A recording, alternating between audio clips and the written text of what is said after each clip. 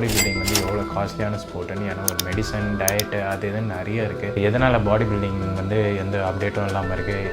Body building கேட்டிங்கன்னா எனக்கே டைலமாவில் இருக்குது, பண்ணலாமா வேணாவா அப்படின்ட்டு. ஒரு பிகினராக நீங்கள் வந்து ஸ்டார்ட் பண்ணிங்கன்னா என்னோட நிலமை வந்துடக்கூடாது. ஸோ ஆனால் இந்த 2 show day by day improve தான் ஆகும். ஆனால் பார்த்தா நம்ம வந்து லைன் அவுட் ஆனோம் காசு சுத்தமாக இல்லை, ஃபிட் ஆர் நாட் அப்படின்ற வீடியோ தான். அவங்களே திட்டிக்கிறாங்க, திடீர்னு சேர்ந்துக்கிறாங்க. ஸோ இதெல்லாம் நமக்கு வந்து புதுசாக இருக்குது. Try to earn as much you can because money is always ultimate.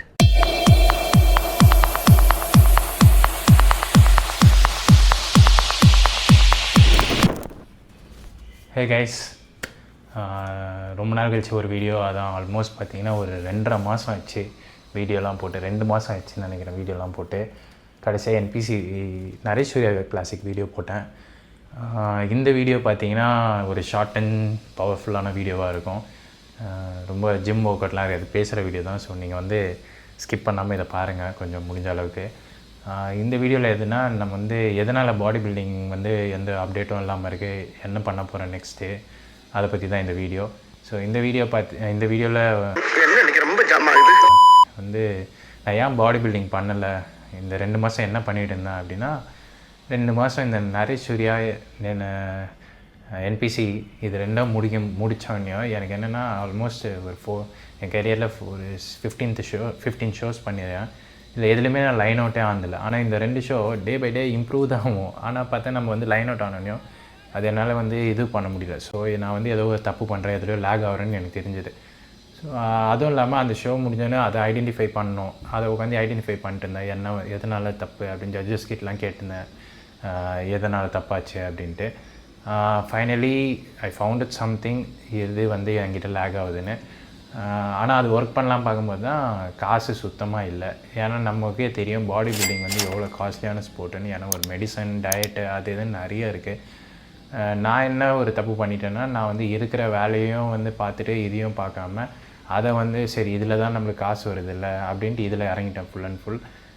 இதை வந்து இது பண்ணிவிட்டு எண்ட் ஆஃப் த டே என்ன ஆச்சுன்னா, நம்மளுக்கே தெரியும் நம்ம ஒரு பொருள் வாங்குகிறோன்னா பாடி பில்டிங் பொறுத்த வரைக்கும் அதே ரேட்டுக்கெலாம் நம்மளுக்கு தரமாட்டாங்க, கண்டிப்பாக எக்ஸ்ட்ரா காசு வச்சு தான் தருவாங்க. அந்த மாதிரி நம்மளுக்கு எக்ஸ்ட்ரா காசுலேயே எவ்வளோ காசு போகும்னு தெரியும் நமக்கு.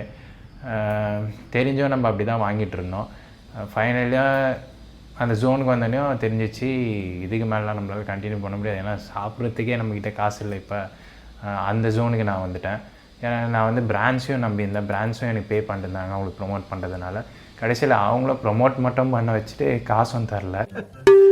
என்னடா சரியான ரிப்ளையும் இல்லை அவங்கக்கிட்டேருந்து. நான் வந்து பேமெண்ட் பற்றி கேட்டால் அதுலேருந்து ஸோ நான் வந்து பிராண்ட்ஸ்லேருந்து வெளியே வந்துட்டேன். ஸோ என் ஃபினான்ஷியல் பார்த்திங்கன்னா 0 வந்துச்சு. ஸோ அதே வந்து சரியான அடி. அப்புறம் பாடி பில்டிங் பொறுத்த வரைக்கும் நமக்கே தெரியும், எல்லோரையும் நம்புவோம். அதான் நான்லாம் ரொம்ப மோசம், பிளைண்டாக எல்லோரையும் நம்புவேன். மணி வைஸ்லையும் சரி இதுலேயும் ஹெல்ப்புன்னு கேட்குறாங்க, நானும் காசு தூக்கி கொடுத்துட்டேன். எண்ட் ஆஃப் த டே பார்த்தா எனக்கே இப்போ வந்து காசு இல்லாமல் ஸோ அப்படியே வந்து 0ல் வந்து நிற்கிறேன். தெரிஞ்சுக்கடா இதுதான் உலகம். ஸோ அதனால தான் இந்த 2 மாதத்தில் வந்து நான் வந்து ஒர்க் பண்ணோம், காசு சம்பாதிக்கணும். ஸோ அதுதான் ஃபஸ்ட்டு ப்ரியாரிட்டியாக இருந்தது. ஏன்னா ஒரு அத்தியாவசியம் ஆடம்பரம் 2 இருக்குல்ல. அத்தியாவசியமான பொருள் நமக்கு என்ன, இப்போ சோறு தான். அதை பார்க்காம நான் வந்து பாடி பில்டிங்ட்டு போனால் அது நல்லா இருக்காது. ஸோ அதனால் என்னென்னா நான் வந்து இப்போதைக்கு ஒர்க்கில் ஃபோக்கஸ் பண்ணுறதுனால ஸோ இதை பார்ப்போம் அப்படின்ட்டு கொஞ்சம் வேலை பார்த்துருந்தேன். இந்த 3 மாதம் டைமில் ஒன்று தான் நல்லது நடந்தது. என்னென்னா அதான் இந்த 2 மாதம் டைமில் ஒரு பைக்கு வாங்கினேன். அப்போ தான் தெரிஞ்சது பாடி பில்டிங்கில் நான் எவ்வளோ காசை வந்து வேஸ்ட் பண்ணுறேன் அப்படின்ட்டு. ஸோ அந்த காசெல்லாம் சேவ் பண்ணி என்னால் இது வாங்க முடிஞ்சது. ஸோ இப்போ நான் வந்து இதில் இன்னும் பெட்டராக ஃபோக்கஸ் பண்ணி என்னோடய பழைய ஒர்க்ஸ்லாம் எடுத்து அதில் ஃபோக்கஸ் பண்ண ஆரம்பிச்சிட்டேன். ஸோ இப்போ ஓரளவுக்கு ஃபினான்ஷியலாக ஸ்ட்ராங் ஆகணும், அதுதான் என்னோடய மோட்டோ. இப்போ இந்த ஒரு 3 மாதம் டைமில் நான் வந்து இவ்வளோ ஏர்ன் பண்ணி வைக்கணும் அப்படின்ட்டு நான் வந்து இப்போ ஸ்டார்ட் பண்ணுறேன்.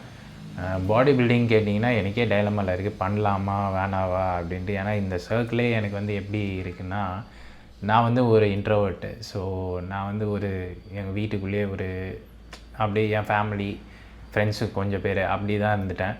இப்போ வெளியே வந்து பார்க்கும்போது ஒரு டீமுக்குள்ளே போய் நம்ம ஒர்க் பண்ணுறோம் அப்படிலாம் பார்க்கும்போது அதாவது ரொம்ப ஒஸ்ட்டாக இருக்குது. வெளியே பார்க்குற மக்களும் உள்ளே இருக்கவங்களும் ரொம்ப வித்தியாசமாக இருக்காங்க.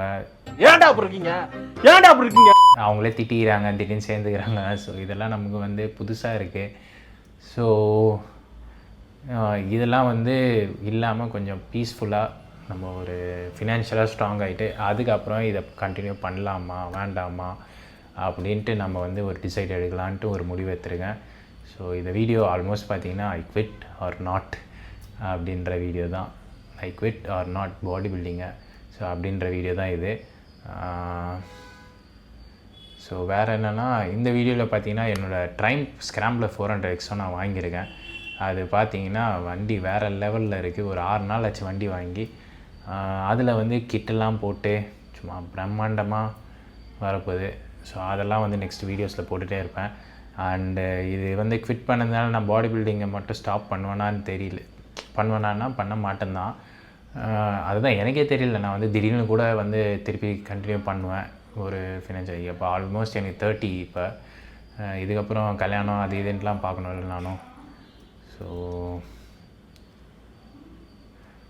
அவ்வளோதான் இந்த வீடியோவில். வேறு என்ன பேசுறது, அவ்வளோதான். நெக்ஸ்ட் வீடியோவில் வந்து ஆனால் நான் வந்து இந்த இன்ஸ்டாகிராம் இதிலலாம் எனக்கு தெரிஞ்ச நாலேஜ் எல்லாம் கண்டிப்பாக வந்து நான் ஷேர் பண்ணிகிட்டே இருப்பேன்.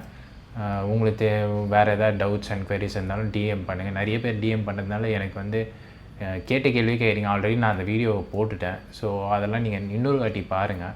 நம்ம யூடியூப் சேனலும் கண்டிப்பாக பாருங்கள். யூடியூப்பில் பெரிய ஃபுல் வீடியோஸும் இருக்குது மெடிசன்ஸ் பற்றியும். அதெல்லாம் வந்து சரியாக போகாதனால நான் டெலிட்டும் பண்ணிட்டேன் அந்த வீடியோஸை. நீங்கள் ஒர்க் அவுட்ஸ் வீடியோஸும் நிறைய இருக்குது. ஆனால் இந்த சேனலில் பாடி பில்டிங் அதான் ஃபிட்னஸ் பற்றி நான் கண்டிப்பாக இதை கண்டினியூ பண்ணிட்டு தான் இருப்பேன்.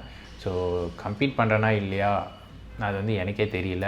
முதல்ல வேலை இப்போ வந்து காசு. ஸோ ஒரு பிகினராக நீங்கள் வந்து ஸ்டார்ட் பண்ணிட்டீங்கன்னா நிலமை வந்துடக்கூடாது. ஸோ அதனால் உஷாராக ஏதாவது ஒரு வேலையை வச்சுட்டு இது பண்ணுங்கள். எல்லோரும் ஆஹா ஓஹான்ட்டு உசுப்பேற்றுவாங்க, இது பண்ணுங்கள் அது பண்ணுங்கன்ட்டு. கண்டிப்பாக இறங்கி எதுவுமே வந்து இது பண்ணிடாதீங்க. நான் வந்து ஒரு எக்ஸாம்பிளாக சொல்கிறேன். So try to earn as much you can. Because money is always ultimate. ஏன்னா இந்த ஃபீல்டு வந்து பயங்கரமாக அதெல்லாம் பிடிங்கிடும் நம்ம கையிலேருந்து. ஸோ அதனால் try to earn as much as you can and save to your family. இது வந்து ரொம்ப விரக்தியில் சொல்கிறேன்லாம் இல்லை, ஓரளவுக்கு இப்போ நான் சேஃப் கார்டு ஆகிட்டேன். அதனால தான் சொல்கிறேன். இந்த மாதிரி எல்லாருக்கும் ஆகும். அதனால் உஷாராக பண்ணுங்கள். நெக்ஸ்ட் வீடியோவில் சந்திப்போம். பை.